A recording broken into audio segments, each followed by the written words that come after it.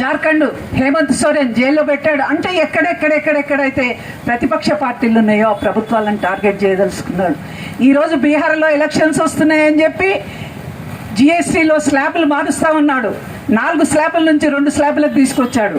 దీనివల్ల ఇప్పటికే చిన్న రాష్ట్రాలకు దాదాపుగా 15 వేల వరకు నష్టం వస్తే ఇంకా ఇతర రాష్ట్రాలకు కూడా ఇంకా నష్టం వస్తుంది. మనం చెప్పేది ఒకటే, కార్పొరేట్లకు లాభం చేకూరకూడదు. ఈ జిఎస్టీ సవరించడం వల్ల వినియోగదారులకు లాభం చేకూరాలి. జిఎస్టీ సవరణ వల్ల, స్లాబుల సవరణ వల్ల రాష్ట్రాలు నష్టపోతే ఆ నష్టాన్ని కేంద్రమే భరించాలని మనం చెప్తున్నాం. ఈ విషయాలు ఏవి ప్రస్తావించరు. ఇక్కడికి వచ్చి ఇది ఒకటే అంశం. ఈరోజు చాలా చారిత్రకమైన దినం కాబట్టి పరేడ్ గ్రౌండ్స్ మా అధీనంలో ఉంది. అక్కడ మేము జెండా ఎగరేస్తాం. ఈరోజు విమోచన దినోత్సవం. ఏంటి, ఎవరికి ఎక్కడి నుంచి విమోచన వచ్చింది, ఏమొచ్చింది, వీటన్నింటినీ గమనించాలి. సోదర సోదరిమణులు, ముఖ్యంగా మహిళా సాధికారత గురించి చెప్తా ఉన్నారు బీజేపీ వాళ్ళు. ఏంటి సాధికారత? నువ్వు చెప్పిన చట్టసభల్లో 3వ వంతు రిజర్వేషన్లు కూడా రేపు 2029 నుంచి అమలు కావడానికి ఏమీ భూమిక కనిపించట్లేదు.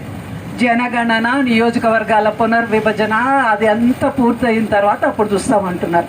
దానికి ఎక్కడా ప్రారంభమైన దాఖలాలు కూడా కనిపిస్తలేవు.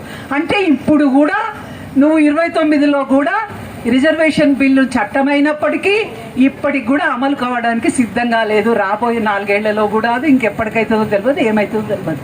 మహిళలు బయటికి రావడానికి వెళ్ళలేదు. బయటికి వస్తే హింస, మహిళల మీద హింస ప్రేరేపించబడిన వాళ్లకు, చేస్తున్న వాళ్ళకి, నిందితులకు రక్షణ కల్పిస్తున్నావు. ఈరోజు బాధితులైన మహిళలు బయట తిరిగే పరిస్థితి లేదు.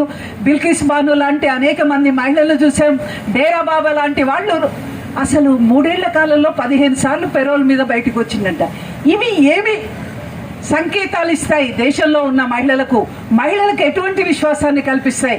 నేను స్పష్టంగా చెప్పదలుచుకున్నాను, సిపిఎం పార్టీ, కమ్యూనిస్ట్ పార్టీ ఇప్పుడే కాదు, తెలంగాణ సాయుధ పోరాటం అప్పటి నుంచి కూడా మహిళలు బయటికి రాకపోతే, మహిళలు పోరాటాల్లో పాల్గొనకపోతే ఆ పోరాటాలు విజయవంతం కావు అని ఇంట్లో ఉన్న మహిళలను కూడా తీసుకొచ్చి పోరాటాల్లో దింపి తమతో పాటు పోరాటంలో పాల్గొనేటట్టు చేసి మహిళల సాధికారత కోసం అన్ని రకాలుగా తోడ్పాటును అందిస్తూ ఆచరణలో చూపిస్తున్న పార్టీ సిపిఎం పార్టీ.